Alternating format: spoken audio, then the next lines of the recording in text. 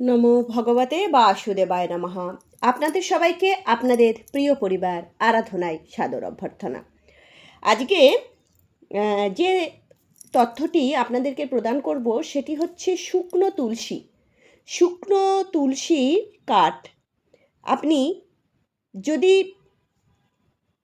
একটি জায়গায় জ্বালিয়ে দিতে পারেন তাহলে মা লক্ষ্মী দৌড়ে আপনার ঘরে আসবে। ঠিকই শুনেছেন। অনেকে ভাবতে পারেন যে শুকনো তুলসী জ্বালাবো, এটা কি অধর্ম হবে না?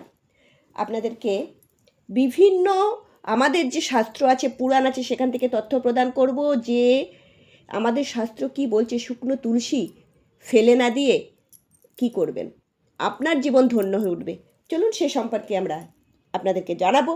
তার আগে চ্যানেলটিকে সাবস্ক্রাইব করে পাশে থাকা বেল আইকনটি ক্লিক করবেন। আমাদের ভিডিও ভালো লাগলে লাইক করবেন, শেয়ার করবেন। ভিডিওটি প্রচুর প্রচুর শেয়ার করুন, কেননা আমরা যে কত বড় ভুল করছি, অপরাধ করছি, আমাদের জীবন আমরা সাজিয়ে নিচ্ছি না, আমরা উন্নতির পথে না যেয়ে অবনতির দিকে যাচ্ছি, সেটা আজকের এই ভিডিও থেকে আপনারা জানতে পারবেন। দেখুন, আমরা মনে করি যে তুলসী মহারানী যখন শুকিয়ে যায়, যখন অনেকে বলেন পেয়ে যায়, তখন কি করতে হয়? জলে ভাসিয়ে দিতে হয়।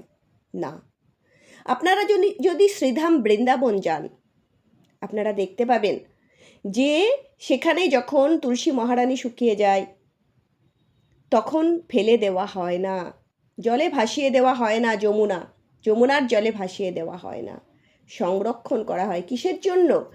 দেখুন, আপনি যদি বিষ্ণু পুরাণ, স্কন্দ পুরাণ আপনি যদি পড়েন, সেখানে পদ্মপুরাণ পড়েন, তুলসী মাহাত্ম্যের সেখানে লেখা আছে যে তুলসী কাঠ এমনই একটি পবিত্র কাঠ যে এই তুলসী কাঠ দিয়ে যদি আপনি ভগবানের নিমিত্ত কি করেন, ভোগ তৈরি করেন, অর্থাৎ আপনি যদি তুলসী কাঠ দিয়ে রান্না করে ভগবানের জন্য ভোগ তৈরি করেন, তাহলে ভগবান সেই ভোগ গ্রহণ করে 10,000 বর্ষ তৃপ্ত হন। আপনি এই যে তথ্যটি পেলেন, এই তথ্যটা শোনার পর আপনার মনে হচ্ছে না যে আমিও তাহলে ভগবানের জন্য ভোগ রান্না করব তুলসী কাঠ দিয়ে? আমাদের শাস্ত্র তো বলছে, শাস্ত্র যখন আজ্ঞা দিচ্ছে তখন আমরা কেন মানব না? কে জানে যে ভগবান সত্যি করে আর আমরা দিতে পারবো কিনা ভোগ, তাই না? তাই এই সুযোগ হাতছাড়া করবেন না। আর তুলসী আমরা যে শুকিয়ে গেলে আমরা কাঠে যে কণ্ঠি ধারণ করি, তার তো আলাদা মাহাত্ম্য। হ্যাঁ, একটি কথা বলে রাখি, এখানে যে তথ্যটি প্রদান করছি সেগুলো দেখুন, এগুলো তো বলে দিচ্ছি কেননা আপনাদের জীবন ধন্য হয়ে উঠবে।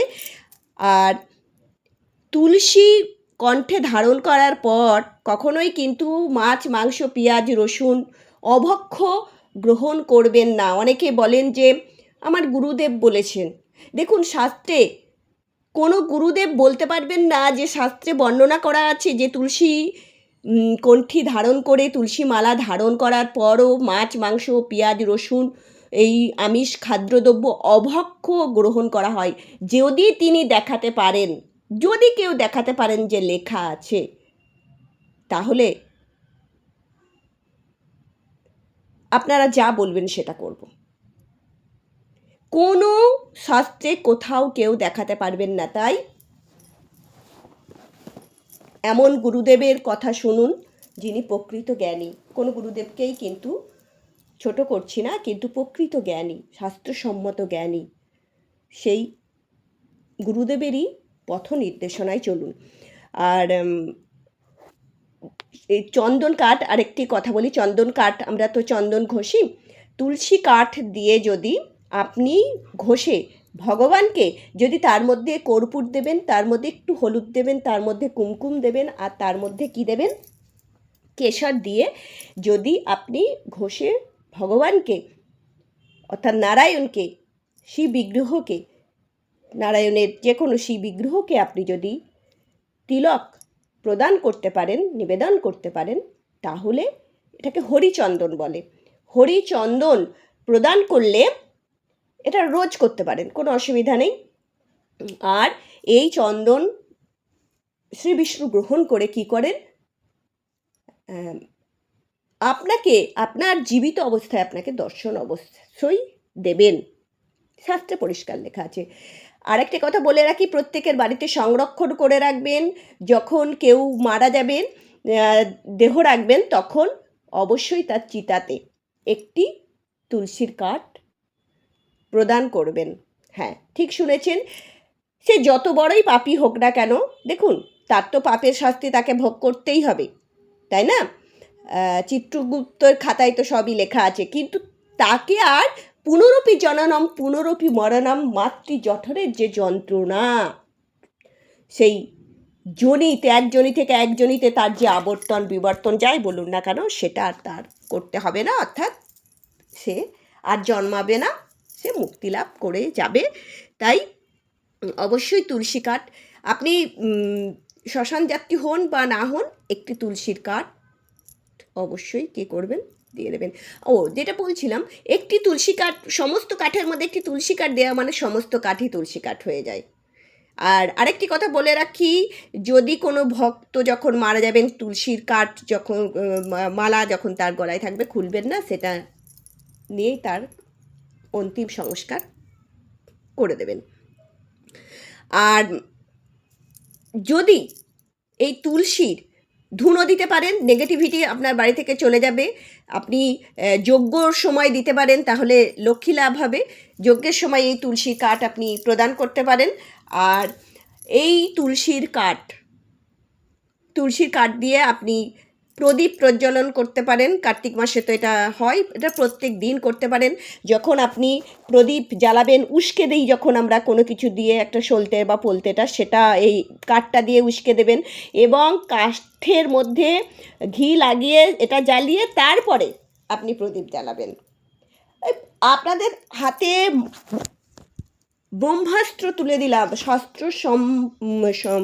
শাস্ত্রে যা আছে সমস্ত কিছু আপনাদেরকে জানালাম, এগুলো অবশ্যই করবেন। আজকে যে টপিকটা নিয়ে আমরা কথা বলছি সেটি হচ্ছে যে 7টি সরু সরু ডাল নেবেন, সরু সরু তুলসীর ডাল নিয়ে তাতে যে মলি ধাগা আছে, লাল হলুদ, সেই মলি ধাগা জড়িয়ে, সুতো দিয়ে জড়িয়ে পুরো ভালো করে ঘিয়ে ডোবাবেন।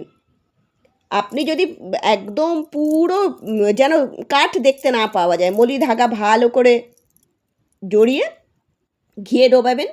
তারপরে যে কোনো বিষ্ণুর মন্দিরে, সেটা নারায়ণের মন্দির হতে পারে, শ্রী বিষ্ণুর মন্দির হতে পারে, রাধাকৃষ্ণের মন্দির হতে পারে, নৃসিংহদেবের মন্দির হতে পারে, অর্থাৎ শ্রী বিষ্ণুর যে কোনো, রামজির মন্দির হতে পারে, গোপালের মন্দির হতে পারে, শ্রী বিষ্ণুর মন্দিরে যাবেন। আবার অনেকে বলবেন যে শ্রী বিষ্ণুর মন্দির আমাদের বাড়িতে এখানে নেই, কোথাও আশেপাশে, ঠিক আছে, নিজের বাড়িতেই করবেন। তাহলে এটা আপনি জ্বালিয়ে দেবেন, দেখবেন মা লক্ষ্মী দৌড়ে চলে আসবে আপনার বাড়িতে। এটি আপনি যখনই সুযোগ সুবিধা পাবেন করুন, উপকৃত হন, আপনাদের জীবন ধনধান্যে পরিপূর্ণ হয়ে উঠুক, আপনারা শ্রী বিষ্ণুর ভক্ত হয়ে উঠুন, পৃথিবীর সমস্ত মানুষ শ্রী বিষ্ণুর কৃপা লাভ করুন, এই কামনাই করব। ভালো থাকবেন। হরি ওম।